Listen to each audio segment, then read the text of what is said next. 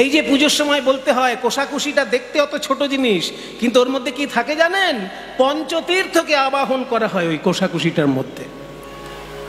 পঞ্চতীর্থ, মহাতীর্থ, সারা ভারতবর্ষে 10 কোটি তীর্থ আছে, কিন্তু তার মধ্যে শ্রেষ্ঠ তীর্থ 5টি। সেই 5টি তীর্থকে আবাহন করা হয় ওই পুজোর মধ্যে কোষাকুষির জলের মধ্যে। এসবগুলো সাধারণ লোক জানে না, তারা শুধু দক্ষিণা দিয়েই খালাস। কোনোদিন জানার চেষ্টা করে না ঠাকুর মশাইয়ের কাছে যে এই যে পুজো করছেন এগুলোর তাত্ত্বিক অর্থটা কি। আর ঠাকুর মশাইয়েরও বয়ে গেছে 5 টাকা দক্ষিণা দেবে, কে অত জানাতে যাচ্ছে? বেশি জানতে গেলে ঠাকুর মশাই বলবে আমার তোমার কাছে সময় নষ্ট করে কোনো লাভ নেই, কারণ দক্ষিণা তো 5 টাকা। এখন অবশ্য 5 টাকা নেই। আমরা যখন পুজো করেছি তখন দক্ষিণা 5 টাকা ছিল, এখন মিনিমাম 50 টাকা হয়েছে বোধহয়, নাকি গো? আপনারা তো জানেন কত হয়েছে, এখন হয়তো মিনিমাম 50-এ গিয়ে। তুমি 50 টাকা দেবে, 50 টাকা একটা টোটোওয়ালাও নিয়ে চলে যাচ্ছে। আর ঠাকুর মশাইয়ের কাছে তুমি মন্ত্র শুনবে, বেদের মন্ত্র, পুরাণের মন্ত্র, তন্ত্রের মন্ত্র ঠাকুর মশাইয়ের কাছে শুনবে, তাকেও 50 টাকা দিচ্ছে। তাহলে টোটোওয়ালার কোনো পড়াশোনা দরকার? টোটো চালাতে, রিক্সা চালাতে কোনো পড়াশোনা দরকার? গায়ে শক্তি থাকলেই হলো। কিন্তু মন্ত্রের ব্যাখ্যা জানতে গেলে তাকে সংস্কৃত জানতে হবে, পণ্ডিতের কাছে ব্যাখ্যা শিখতে হবে। মূর্খের কাছে মন্ত্রের ব্যাখ্যা শুনে কোনো লাভ নেই। তো এগুলো সে আপনার 50 টাকার জন্য করবে কেন? সে বেশি পড়াশোনা করলে বিশ্ববিদ্যালয়ের অধ্যাপক হবে, কলেজের অধ্যাপক হবে, কেন করতে যাবে? কিন্তু এগুলো তাত্ত্বিক অর্থ সবার জানা দরকার। আজকে যে 2-1টা কথা বলে ফেলছি, শুনে রাখুন। কোষাকুষির মধ্যে যখন জলকে শুদ্ধ করা হয় তখন পঞ্চতীর্থকে আবাহন করা হয় যে এই জলটা পুকুরের জল নয়, এই জলটা কোনো নদীর জল নয়, এই জলটা পঞ্চতীর্থের জল চিন্তা করে আমি পুজো করছি। সেই পঞ্চতীর্থ কি কি মুখস্থ করে নিন। এই সব কুরুক্ষেত্র, গয়া, গঙ্গা, প্রভাস, পুষ্করাণীচ। কুরুক্ষেত্রের নাম সবার আগে, কারণ শ্রীমদ্ ভগবদ গীতা কোথায় বলা হয়েছিল? কুরুক্ষেত্রের মাঠে। ভগবান শ্রীকৃষ্ণ উপদেশ দিচ্ছেন অর্জুনকে, এত বড় একটা ব্যাপার, সেই ব্যাপারটা ঘটেছে কোথায়? কুরুক্ষেত্রের মাঠে। বেড়াতে গেছেন কোনোদিন সেখানে? বেড়াতে যাওয়ার নাম শুনলেই শুধু দীঘা চলে যান, বেড়াতে যাওয়ার নাম শুনলেই শুধু দার্জিলিং চলে যান। দার্জিলিং এ কোনো তীর্থ আছে? একটাও তীর্থ নাম বলুন তো দার্জিলিং এ। পঞ্চতীর্থ ছেড়ে দিচ্ছে। তাহলে যেখানে তীর্থ নেই সেইখানে পয়সা খরচা করার জন্য ব্যাকুল হয়ে ওঠেন, অথচ যেখানে গেলেই পুণ্য, বড় বড় মুনি ঋষির পদধূলি পাবেন, সেই জায়গাটা যাওয়ার জন্য মনটা কখনো ব্যাকুল হয় না। কুরুক্ষেত্রে কটা বাঙালি যায়? খুবই কম যায়। যারা ওই উত্তর ভারত ঘোরার জন্য বাস 1 মাস ধরে বাসে যায়, তারা হয়তো 2-1 জন কুরুক্ষেত্রে যায়। কুরুক্ষেত্রটা হচ্ছে দিল্লি থেকেও পার করে উত্তর দিকে। মা বলেছিল যে এই 5টা তীর্থই আমার দেখার ইচ্ছা, তাই আমি মাকে সঙ্গে করে 5টি তীর্থই মাকে দেখিয়েছি। কুরুক্ষেত্র হচ্ছে সেই তীর্থ যেখানে ব্রহ্মা 100 যজ্ঞ করেছিলেন, মতান্তরে 1 সহস্র যজ্ঞ করেছিলেন। সেই যজ্ঞ করে এত বড় যজ্ঞকুণ্ড হয়েছিল, সেই যজ্ঞকুণ্ডটা বিরাট আকার ধারণ করে পরবর্তীকালে। সেইখানের মাটি নিয়ে নিয়ে সবাই নিজের বাড়িতে যেত বলে মাটি খুঁড়তে খুঁড়তে যজ্ঞকুণ্ডটা এত বড় হয়ে যায় যে বিরাট বড় একটা সরোবর হয়ে যায়, প্রায় 1.5 কিলোমিটার বাই 1.5 কিলোমিটার। আমি এসব দেখে এসেছি, তাই আপনাদেরকে বলছি, আপনারাও যাবেন, জীবন ধন্য করবেন এইসব তীর্থ দর্শন করে। 1.5 কিলোমিটার মানে পুরো সরোবরটা যদি একবার হেঁটে ঘুরে আসেন, সুগার কমে যাবে। সুগার কমে যাবে যদি একবার শুধু ওই বড় সরোবরটাকে একবার পরিক্রমা করেন। 1.5 কিলোমিটার বাই 1.5 কিলোমিটার বিশাল সরোবর। ওই সরোবরটার নাম ব্রহ্মকুণ্ড, কারণ ব্রহ্মা ওখানে যজ্ঞ করেছেন। তার পরবর্তীকালে অনেক মুনি ঋষি যজ্ঞ করেছেন কুরুক্ষেত্রের মাঠে। সেই জন্য গীতার প্রথম শ্লোকেই লেখা হলো ধর্মক্ষেত্রে কুরুক্ষেত্রে সমবেতাযুৎসব। কুরুক্ষেত্র হচ্ছে ধর্মের ক্ষেত্র, সেখানে মারামারি কাটাকাটি করার জন্য ক্ষেত্র নয়, ধর্মের জন্য। কিন্তু অধর্মের পক্ষে রয়েছে কৌরবরা, সেই জন্য তাদের সঙ্গে মারামারি করাটাও সেখানে ধর্মের ব্যাপার।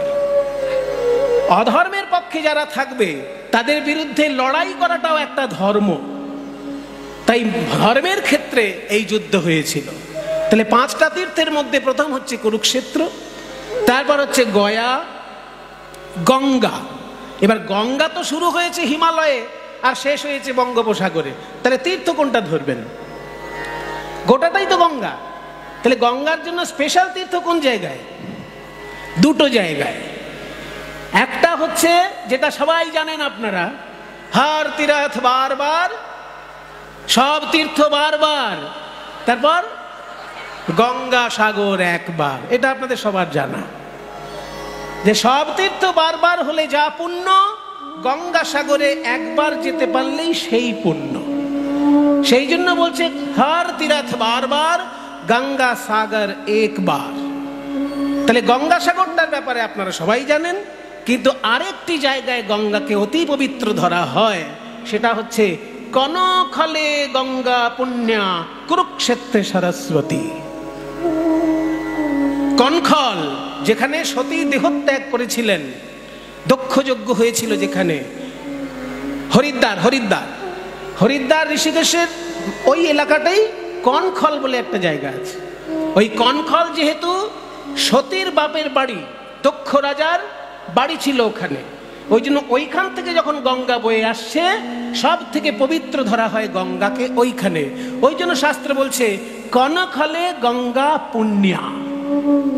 গঙ্গা সর্বত্রই মোক্ষদায়িনী, কিন্তু কনখলে তার বিশেষ অবস্থান। মাস্টার মশাই বাসে গেলেও যদি কেউ ভুল বলে তাকে ঠিক করে দেয়, কিন্তু মাস্টার মশাই আসল ঠিকটা কোথায় করে? স্কুলের মধ্যে। ওটার জন্য সে মাইনে পাচ্ছে। কিন্তু বাসে মনে করুন কেউ একটা ভুল শব্দ বললো, তাকে বলবে না মাস্টার এই ভাই এটাতে ভুল বলছো, এটা এটা নয়, এটা এইটা। তাহলে বাসের মধ্যে মাস্টারি করে দিল, তার জন্য কেউ মাইনা দেবে? তাকে দেবে না। কিন্তু মাস্টারের স্বভাব যে ভুলটা ধরিয়ে দেওয়া। সেই জন্য মাস্টার যেখানেই থাকে সেখানে শিক্ষা দেয়, কিন্তু তার শিক্ষাদানের আসল জায়গা কোনটা? স্কুল।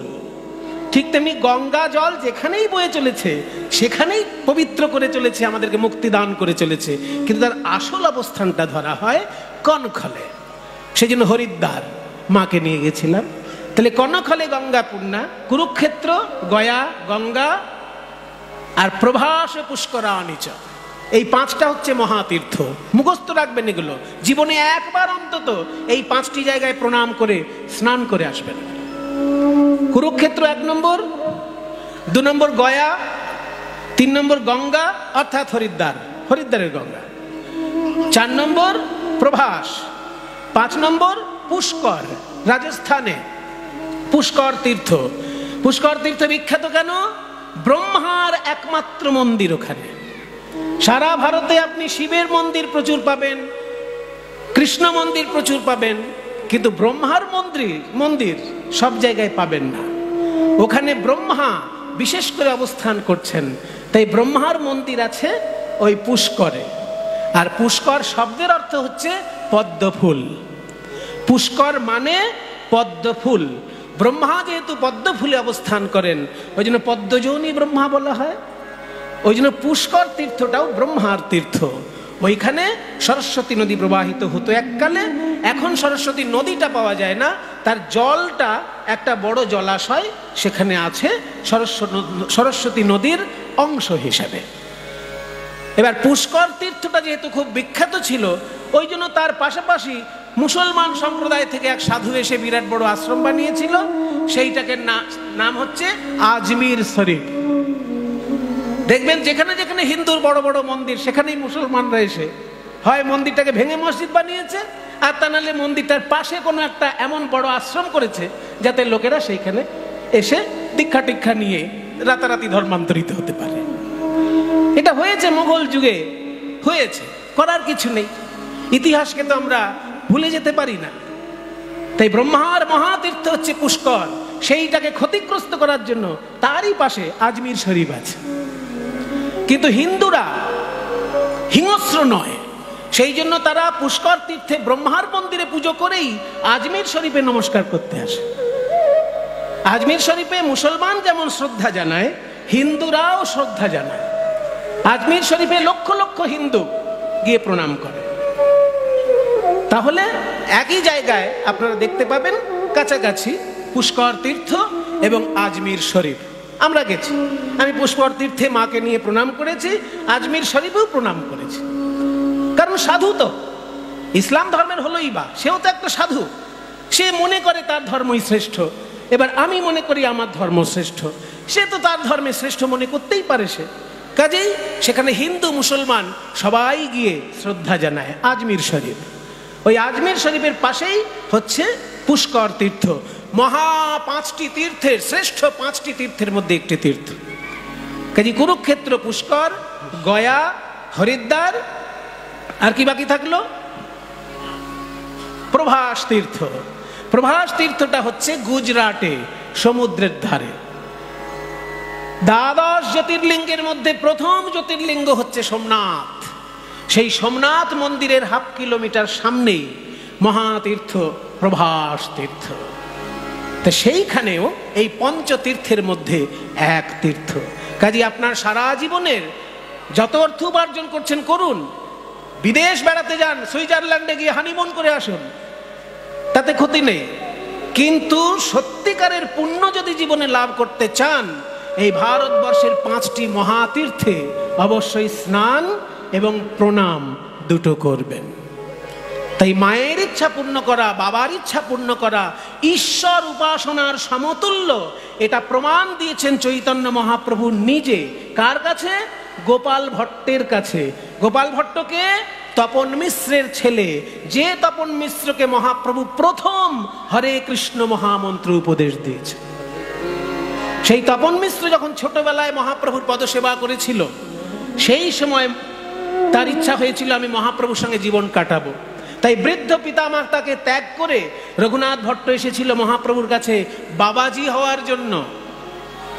তখন মহাপ্রভু তাকে আবার ঘরে পাঠিয়ে দিলেন যে বৃদ্ধ পিতামাতাকে বাড়িতে রেখে তুমি বাবাজি হবে, কোনো পুণ্য পাবে? তুমি পুণ্য পাবে না। পিতামাতাকে সেবা করো, তাদের মৃত্যুর পর তুমি গৃহত্যাগ করবে। এই বলে রঘুনাথ ভট্টকে বাড়ি পাঠিয়ে দিয়েছিলেন। শুধু মুখে বলেননি, একটা উদাহরণ দিয়েছে যে পিতামাতাকে সেবা করলে যে ভগবানকে সেবা করার সমতুল্য হয়, তার উদাহরণ মহাপ্রভু নিজে দিয়েছেন। কোনটা? মহারাষ্ট্রে বোম্বে থেকে যেতে হয় একটি জায়গা, সেইখানে রয়েছে বিঠ্ঠল ভগবান। সেই বিঠ্ঠল ভগবান, তারই সেই বিঠ্ঠল ভগবানের প্রতিষ্ঠা হয়েছিল যে ছেলেটির ঘরে, সেই ছেলেটির উদাহরণ দিয়েছিলেন মহাপ্রভু। যে একটি ছেলে ছিল যে ভগবানকে কোনোদিন দেখতে মন্দিরে যেত না। তখন লোকে বলতো, কিরে মন্দিরে যাস না কেন? সে বলতো, বাবা মাই আমার কাছে ভগবান, আমি মন্দিরে যাই না। তো ভগবান ওই ছেলেটির প্রতি এত সন্তুষ্ট হয়েছিল, মন্দির ছেড়ে চলে এসেছিল ছেলেটির বাড়ির সামনে, যে তুমি কোনোদিন আমার কাছে যাও না, কিন্তু মন দিয়ে বাবা মার সেবা করো, সেই জন্য আমি তোমাকে দেখা দিতে এসেছি। এত বড় ঘটনা ঘটেছে মহারাষ্ট্রে, এবং সেই ঘটনার উল্লেখ করছেন চৈতন্য মহাপ্রভু। কার কাছে? রঘুনাথ ভট্টের কাছে। তাই যদি উপযুক্ত সন্তান হয়, সুযোগ্য সন্তান হয়, পিতা মাতাকে সেবা করবে, অবশ্যই ভগবান পুজো করবে, ভগবানের লীলাগান শুনবে, ভগবানের নাম জপ করবে, কিন্তু পিতা মাতাকে অসম্মান করে ধর্ম পালন করা যাবে না। দেখুন মায়েরা, এই জগতে আমরা বিবাহ করি কেন? বিদেশিদের কাছে যদি জিজ্ঞাসা করেন, অর্ধেকের বেশি বিদেশি বলবে ফুর্তি করার জন্য। কিন্তু ভারতীয় মুনি ঋষির কাছে যদি জিজ্ঞেস করেন, তারা বলবে সুবোধ সন্তান জন্ম দেওয়ার জন্য। বিবাহের মূল লক্ষ্য কিন্তু ফুর্তি নয়। এই জায়গাগুলো আমাদের কাছে পরিষ্কার নয়, ওই জন্য আমাদের মুশকিল হয়ে যায়। বিবাহ যখন আমরা করি, ফুর্তি হচ্ছে জীবনের একটা অংশ।